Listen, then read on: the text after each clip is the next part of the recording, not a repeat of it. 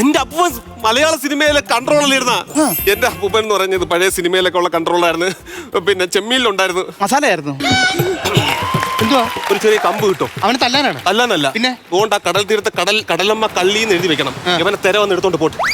കൊണ്ടുപോട്ടവൻ അല്ല, ഞാൻ ഇല്ലാത്ത എന്തൊക്കെ പറയണം. അല്ല, ഇത് ചെമ്മീനകത്ത് എന്തായിരുന്നു? ചെമ്മീൻ സിനിമയിൽ എന്റെ അപ്പൂപ്പൻ വർക്ക് ചെയ്തില്ലായിരുന്ന. ആണല്ലേ? ഭയങ്കരമായ ഒരു സത്യം അതിനകത്ത് സംഭവിച്ചായിരുന്നു. ചെമ്മീൻ സിനിമ ഇടയ്ക്ക് വെച്ച് നിന്ന്.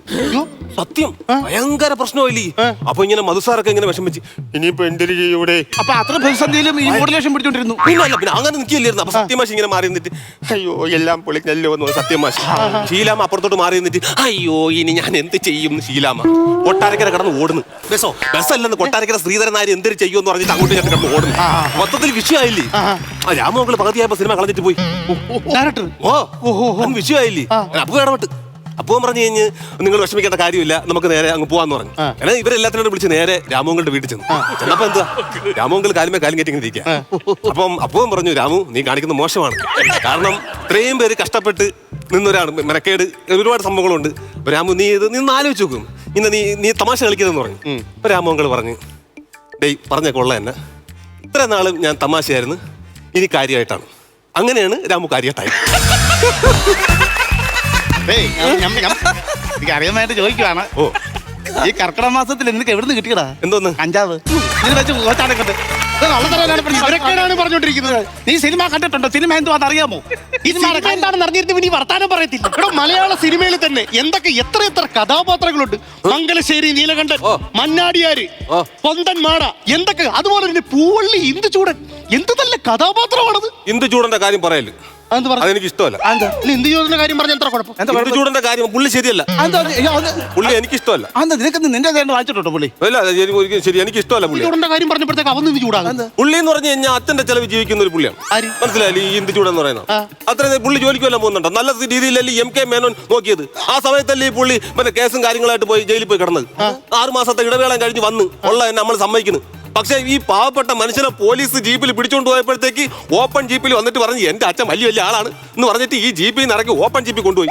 നാട്ടുകാർ മൊത്തം കണ്ടില്ലേ? അച്ഛനെ നാണം കെടുത്തിയാ ഈ ഇന്ദുചൂടായി. അതാണ് പറഞ്ഞ പുള്ളി ശരിയല്ല. എന്റെ പപ്പയാണ് ഞാൻ കൊണ്ടുപോകത്തില്ല.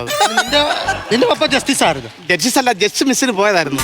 ജസ്റ്റിസിന്റെ പരീക്ഷ അല്ല 210 മാർക്ക് വേണമായിരുന്നു, 200 ഇല്ലായിരുന്നു. പത്തേ ഉള്ളായിരുന്നു.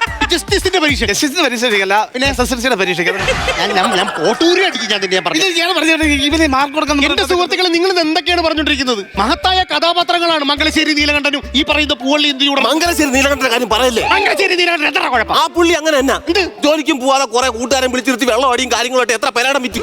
പിന്നെ അതൊക്കെ നല്ല നല്ല സംഭവം എന്നാണ് നിങ്ങൾ ഈ പറയണത്. ആ പുള്ളിക്ക് കഴിവുണ്ടായിരുന്നോ? നിനക്കൊരു കഴിവുണ്ടായിരുന്നോ? പുള്ളിക്ക് കഴിവുണ്ടായിരുന്നു. അത് മഹത്തായ സിനിമകൾ. നിന്റെ സിനിമയിൽ എന്തോ തേങ്ങ ഉണ്ടായിരുന്നത്? എന്റെ സിനിമ എന്ന് പറഞ്ഞാൽ സൂപ്പർ കഥയാണ്. എന്തോ കഥ? ചതി. ചതി എന്നാണ് എന്റെ സിനിമയുടെ ടൈറ്റിൽ തന്നെ. ചതി എന്നാണ്. ഒരു കാക്കക്കൂട്, അതിൽ നിന്നാണ് തുടങ്ങുന്ന. ക്യാമറ ഫസ്റ്റ് വരുന്നത് ഒരു മൊട്ടക്കുന്ന്, അവിടെ ഒരു മരം, ആ മരത്തിന്റെ മുകളിൽ ഒരു കാക്കക്കൂട്, പാവപ്പെട്ട ഒരു കാക്കമ്മയും ഒരു കാക്കച്ചനും.